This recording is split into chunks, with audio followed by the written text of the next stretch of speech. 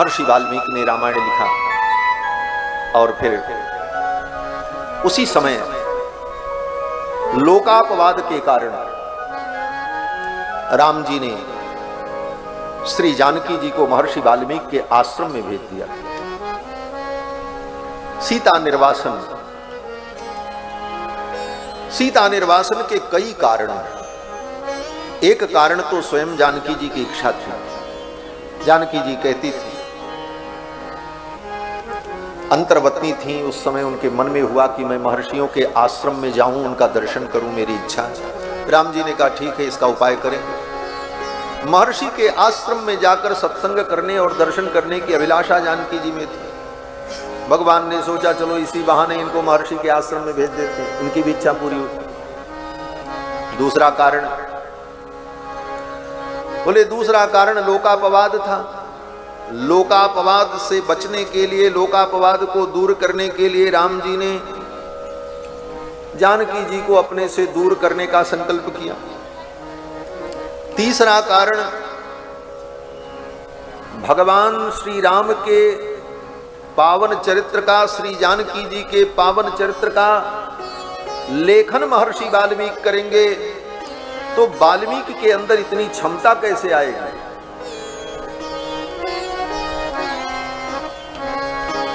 बोले सरस्वती की कृपा हो जाए तो क्षमता आ जाएगी। सरस्वती शारदा कृपा कर देती है तो जड़ व्यक्ति भी बृहस्पति की तारतम्यता को प्राप्त कर लेता है। बृहस्पति तारतम्यम यस्याह कटाक्ष परिणाम मुदा। सा भारती भगवती तु यदि दासी, वो भारती सरस्वती भी जिनकी दासी है वो कौन है? बोले वो भगवती महालक्ष्मी पराम्बा जगत जननी जगदम्बा श्री जानकी। जिस सरस्वती के एक कटाक्ष विक्षेप से जड़ व्यक्ति भी बृहस्पति के समान विद्वान हो जाता है, वह सरस्वती भी जानकी जी की दासी। सा भारती भगवती तु यदि दासी। भगवान ने कहा सरस्वती को क्या भेजना है, सरस्वती भी जिसकी दासी है उन देवी की कृपा हो जाएगी तो वाल्मीकि की वाणी मुखरित हो जाएगी और अद्भुत काव्य का प्रादुर्भाव हो जाएगा। इसलिए अपनी कृपा के रूप में ही जानकी जी को भगवान ने वाल्मीकि महर्षि के आश्रम में, ये कारण। जानी भावी करुणा सिंधु, करुणा सिंधु जानती, और करुणा सिंधु ने लक्ष्मण को बुलाया। तात तुरत ही साज चंदन लेहु सीय चढ़ाई। लक्ष्मण से कहा भगवान ने, लक्ष्मण रथ तैयार कर और सीता जी को रथ पर बैठा लो और ले जाओ। वाल्मीकि मुनीस आश्रम आयौ पहुंचाई। वाल्मीकि मुनि के आश्रम में इनको पहुंचा करके चले आओ। त्याग करके आओ, छोड़ करके आओ, ये नहीं कहा। वाल्मीकि मुनीस आश्रम आयौ पहुंचाए, इनको पहुंचा देना।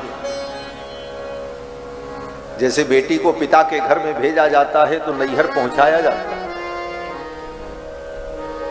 भगवान ने सोचा किशोरी जी जब से आई अयोध्या तब से लौट करके नैहर नहीं गई। कहीं वर्णन भी नहीं आता कि किशोरी जी जनकपुर आई हो। ठाकुर जी ने सोचा कि नैहर का जो सुख है वह सुख जानकी को प्राप्त हो तो कहां भेजें। बोले पिता तुल्य महर्षि वाल्मीकि जो हैं उन्हीं के आश्रम में भेज दें और कुछ दिन किशोरी वहां रह ले। वाल्मीकि मुनि का मुनीस आश्रम आयौ पहुंचा। एक कारण यह भी, एक कारण और भी जिसका वर्णन गोस्वामी तुलसीदास जी ने किया। कौशिक रामायण में भी जिसका वर्णन है और पुराणों में भी जिसका यत्र तत्र वर्णन है, वो क्या है? वे कहते हैं कि राम जी जब लीला कर रहे थे, श्री दशरथ जी महाराज अपने शरीर को छोड़कर जब गए तो उनकी आयु शेष बची थी। लेकिन राम जी के वियोग में अपनी आयु को पूर्ण करने का साहस न था, हिम्मत न थी, तो अपनी बची हुई आयु को राम जी को दे दिया और स्वर्ग चले गए। राम जी ने सोचा पिताजी की आयु का मैं भोग करूं। पिताजी की उस आयु के भोग का जब समय आया तो राम जी ने सोचा पिताजी की आयु का मैं भोग करूं, और उस समय सीता अगर मेरे साथ रहती हैं तो ये धर्म नहीं होगा, क्योंकि पिता के लिए तो सीता पुत्र वधू है। ऐसी स्थिति में धर्म का पालन कैसे हो? इसलिए राम जी ने विचार किया इतने दिनों के लिए सीता जी को मैं कहीं और स्थापित कर दूं। पितु आयु के पुनि भोगी बे को किए बने बनाओ, जानकी परिहरे बिनु नाहि अनघ उपाओ। गोस्वामी तुलसीदास जी कहते हैं कि सीता जी को अपने से दूर करने के अतिरिक्त दूसरा कोई उपाय नहीं था, इसलिए भगवान ने जानकी जी को महर्षि वाल्मीकि के आश्रम में भेज दिया। वहीं पर सीता जी ने सुंदर 2 पुत्रों को जन्म दिया। जब सीता जी गईं तो अंतर्वतनी थी। 2 पुत्र प्रकट हुए, कुश और लव। महर्षि वाल्मीकि ने उनका सब संस्कार किया, उन्हें योग्य बनाया, समस्त विद्याएं पढ़ाई और रामायण की रचना भी चल रही थी। रामायण की रचना जब पूरी हो गई तो महर्षि वाल्मीकि ने विचार किया ये रामायण में किसको पढ़ाऊं, इसका उत्तराधिकारी कौन है? बहुत बड़ी कीर्ति और बहुत बड़ी प्रतिष्ठा अर्जित कर ले, बहुत बड़े ग्रंथों का लेखन कर ले, बहुत बड़ा विद्वान बन जाए, बहुत बड़ी संपदा एकत्रित कर ले, लेकिन एक दिन मन में चिंता होती है कि अब इसका उत्तराधिकारी कौन बनेगा, इसको आगे कौन बढ़ाएगा, इस परंपरा को आगे कौन लेकर के चलेगा, इसकी चिंता स्वाभाविक हुई। महर्षि वाल्मीकि के मन में भी चिंता हुई कि ये रामायण में किसको पढ़ाऊं। चिंतयामास कौन वेतत प्रयुंजी याद इति प्रभो। चिंता हुई को प्रयुंजी याद, इसका प्रयोग कौन करेगा, कौन इस रामायण को गाएगा, कौन इसको सर्वत्र पहुंचाएगा। ये महर्षि वाल्मीकि विचार कर रहे थे, तब तक कुश और लव दोनों भाई कहीं से खेलते हुए आ गए और आकर के गुरुजी के चरणों में साष्टांग किया।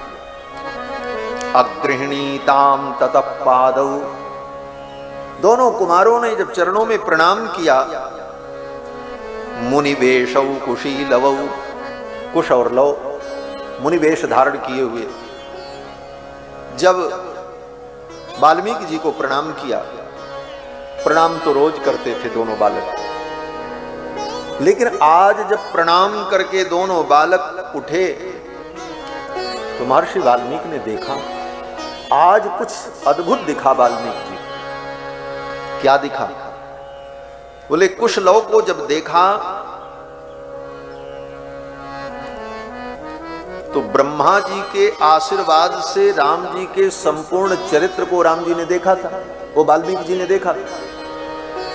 राम जी की बाल लीला भी देखी थी, यथावत संप्रपश्यति, यथावत देखा था।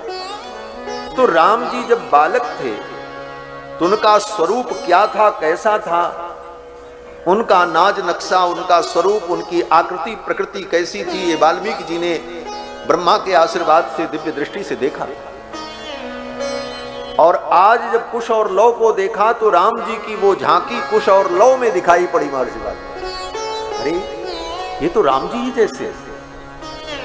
राम जी को मैंने जो देखा अपने हृदय में ध्यान में, उनका जो स्वरूप है ठीक वैसा ही स्वरूप इन दोनों बालकों का है।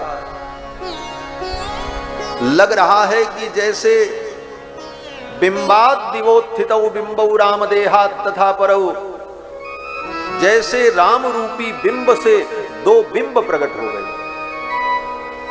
बिंब से बिंब नहीं प्रकट होता, बिंब से प्रतिबिंब प्रकट होता। बिंब से प्रतिबिंब का प्रादुर्भाव होता है, लेकिन बिंब से बिंब प्रकट हो।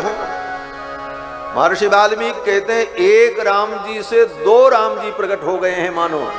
बिंबात दिवोत्थितौ बिंबौ राम देहात तथा परौ, वैसी ही नाक, वैसी ही आंख, वैसा ही मुखमंडल, आकृति प्रकृति स्वभाव सब राम जी है। महर्षि वाल्मीकि को बड़ा अच्छा लगा। वाल्मीकि जी ने देखा ये विद्वान है, इनकी वाणी शुद्ध है, इनके अंदर मेधा भी है और ये वेदज्ञ भी हैं, वेदादि शास्त्रों को पढ़ चुके हैं, इन्हीं को मैं रामायण पढ़ा दूं। और महर्षि वाल्मीकि ने संपूर्ण रामायण कुश और लव को पढ़ा दिया।